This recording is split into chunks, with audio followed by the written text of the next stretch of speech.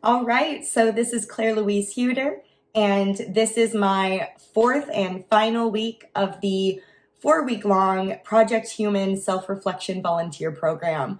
And let me just say that this has been quite the self-discovery journey, and I'm really grateful to have started this because in just 1 month, I've learned and reflected just even more about myself, and in just 1 month, just grown more as a person. So I highly recommend that everyone just does a little self-reflecting every now and then.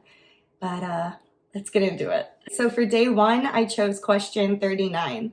How do you find fulfillment amidst managing mental health?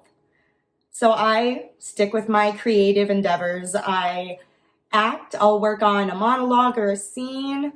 I sing, I will head in my shower, or I'll just sing out in my apartment, pretty much almost anything from Evanescence to some opera when my voice is hanging in there. I will paint. As you can see, I've been doing a little more painting lately, and pretty much just any of these creative endeavors that also give me something to work towards. So having that fulfillment of working towards something that gives you like a nice finished product, it's almost done. Also working towards my dreams, that's also being productive. And that definitely helps me feel fulfilled.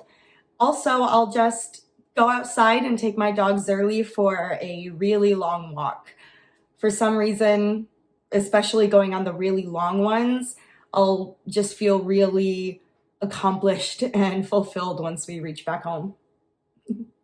So for week 4, day 2, I chose question 18. How do you manage anxiety in response to significant changes in your life? And I just do my best to channel it. I try to channel it into a more positive and productive way. Just use any of that stress, any of that anxiety, any of that adrenaline, and pretty much use it in a productive way in regards to the change itself or in regards to my creative endeavors. Just channel it. For day 3, I chose question 45. What does achieving a balanced life look like to you or for you, especially with mental health considerations? For me, it is to have the ability to make and have time for me and the people I care about, the ones I love, and also to do that amongst all my creative endeavors and my passions. Pretty much to have the right overlap, the perfect overlap, I guess, of my personal life and my professional life, to the sense that I'm not overextending myself. So pretty much finding that perfect creative, since the creative expression is such a big part of my professional and personal lives. It's pretty much throughout everything. Finding the perfect way to kind of enmesh it all together while also being conscious about my mental health and those around me. For day 4, I chose question 21. How do you define success in the context of your mental health achievements? So I do so in a variety of different ways, in multiple ways, because I believe that you certainly have to define success, especially mental health achievement success, in multiple ways. One is certainly moving forward and constantly striving for that improvement, that growth, because having that drive and the willpower to move forward is success in itself. And so then moving forward from that, being a mindful person, I consider having mindfulness to be success among my mental health achievements. Having healthy relationships with both myself and with others. Doing what I love, the success with doing what I love creatively, that fulfillment, and with how it's tied into mental health also, helping others grow and seeing how my story, my message, and my knowledge, what I've learned, can help other people. Seeing that growth is also success. being privy and a part of others' growth and success. So there are so many ways that not only I, but we all can measure ours and others' mental health, success, and achievements.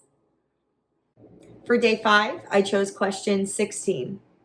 How can increasing mindfulness improve your emotional regulation? It makes me more aware, more conscious of my emotions as I feel them. I can identify them while feeling them, or at least more easily identify them, and by that also understand them more. By being a more mindful person, it gives me the opportunity and the understanding to be able to address them at the appropriate time and in a moment where I may feel dysregulated. So it just helps keep me in check. For day 6, I chose question 20. Where do you see yourself in 5 years, considering your mental health journey? I see myself as a more rounded and altogether just a happy human being. I see myself understanding myself more on a more well-rounded and personal level. I see my relationships being more genuine, and I see myself being closer to those people whom I really value and care about, and those whom I love. I see just all my relationships being truer and closer. And I also see myself touching other people's mental health journeys, being a helping hand or a voice or an inspiration. Just, I see myself inspiring people in a positive way through my creative endeavors, my story, etc., even sometimes on a personal basis, to be healthy mentally and to go and to embark on their own mental health journeys. So for day 7 of my 4th and final week of my Project Human weekly self-reflection program, I've chosen question number 50. What have you recently discovered about yourself that impacts your mental health? So I've discovered that I need to hold myself accountable, just a little more regarding moments of relapse and bouncing back, making sure I bounce back quickly enough, but also not being hard on myself when it isn't as quick as I want. And I also just see how far I've come. I see how I've come a long way from when I first have met Project Human and when I even first moved down to Florida and been on my mental health journey. And it has been a rewarding journey. And looking back, I can see that progress that I've made, and what I've recently discovered is all that progress, and that I am just so proud of myself for doing it and sticking with it.